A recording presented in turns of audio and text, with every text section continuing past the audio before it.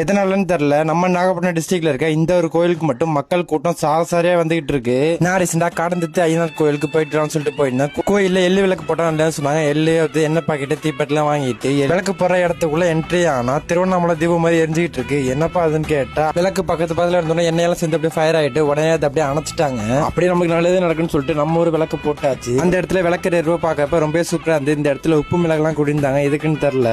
கோயில சுத்தி வந்தா நல்லது நடக்கும்னு சொன்னாங்க. அதனால எல்லாம் சுத்தி இருந்தாங்க. நம்மளும் அப்படி சுத்த ஆரம்பிச்சாச்சு. கோயில சுத்தி மரத்துல ஏகப்பட்ட வளையல் இதெல்லாம் கட்டியிருந்தாங்க. நம்ம நினைச்சதெல்லாம் நல்லா நடக்கும்னு சொல்லிட்டு கோயில 3 சுத்தி வந்துட்டேன். 3 சுத்துக்குள்ளே மூச்சு வாங்கிட்டு கோயில ஏகப்பட்ட சிலைகள் எல்லாமே இருந்தது.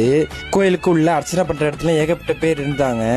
இந்த கோயில்ல ஒரு சிறப்பு விஷயம் என்னன்னா, இந்துக்கள் முஸ்லிம்கள் எல்லாமே இருந்தது. ரொம்ப மகிழ்ச்சியா இருந்தது. கோயிலோட ஸ்ட்ரக்சரை பாக்கிறதுக்கு ரொம்ப சூப்பராகவே இருந்தது. பழங்காலத்து கோயில், ரொம்ப வருஷமா இருக்கு இந்த கோயில்.